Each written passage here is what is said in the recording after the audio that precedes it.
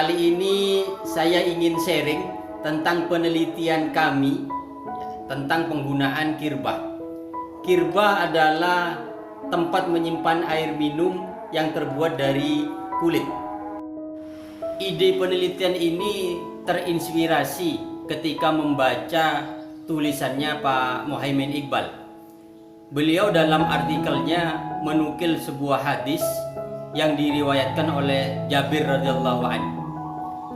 Rasulullah mengunjungi sebuah rumah milik kaum Ansor bersama seorang sahabatnya, dan beliau berkata kepada pemilik rumah, "Bila engkau memiliki air di dalam kirbah yang tersisa dari semalam, berikan kepada kami untuk diminum.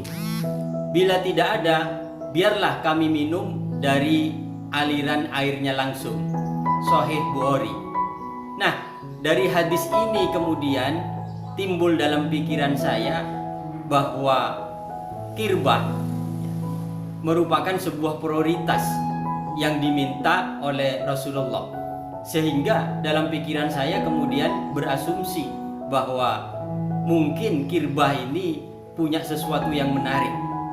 Oleh karenanya timbullah ide untuk meneliti air minum, kualitas air minum yang tersimpan di dalam kirbah.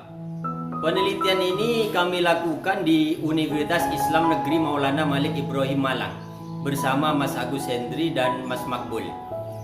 Kirbah yang dibuat sengaja kami buat dari kulit kambing dan kulit sapi.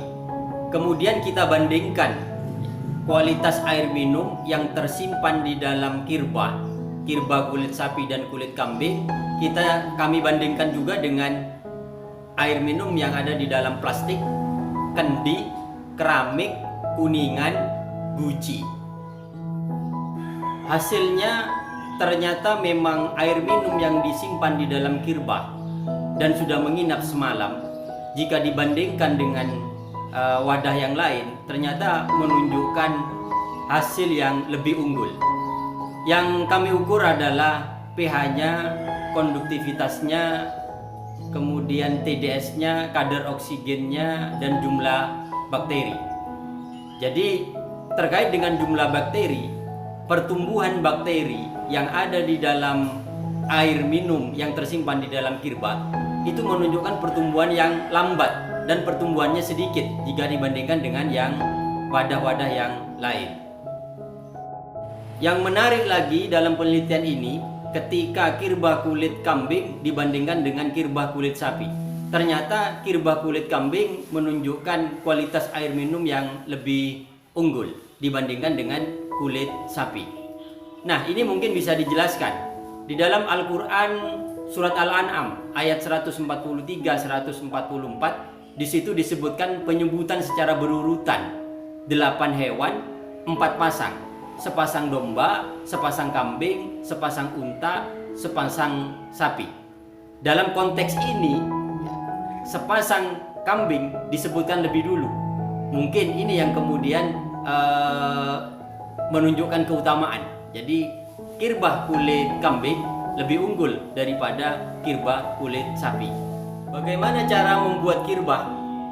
Kita siapkan kulitnya, baik kulit sapi maupun kulit kambing.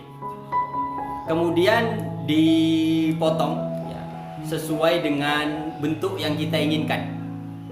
Kalau kita mau menginginkan bentuk seperti ini, ya nanti kita potongkan seperti ini. Nah, 2 lembar ini kemudian digabung, kemudian dijahit pinggirnya, kemudian direndam kira-kira 1-2 jam, direndam air biasa, direndam dengan air biasa. Ketika sudah direndam, maka kulit ini menjadi lemas, lemas. Nah, ini nanti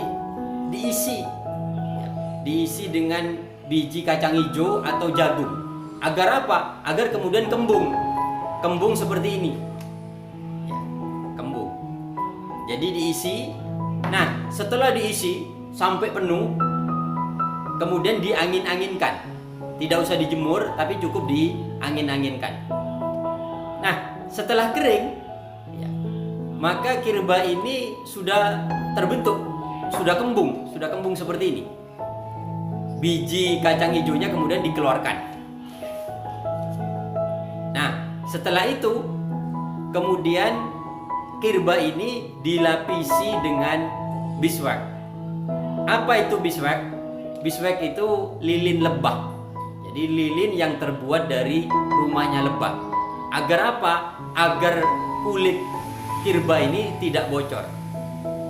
Nah, selanjutnya sudah bisa diisi dengan air minum. Nah, kita isi air minumnya, kemudian kita biarkan 1 malam, dan kemudian kita bisa meminum air yang tersimpan di dalam kirba, dan rasanya air ini sangat segar seperti air di pegunungan, dan insya Allah menyehatkan. Apa manfaatnya menggunakan kirba? Yang jelas, kita kalau menggunakan kirba berarti kita menjalankan salah satu sunnah, dan kemudian airnya lebih sehat daripada disimpan di wadah yang lain. Dan manfaat juga selanjutnya adalah kita akan mengurangi penggunaan plastik. Bahwa kita tahu sekarang sampah plastik menjadi masalah dunia karena dia tidak bisa diurai.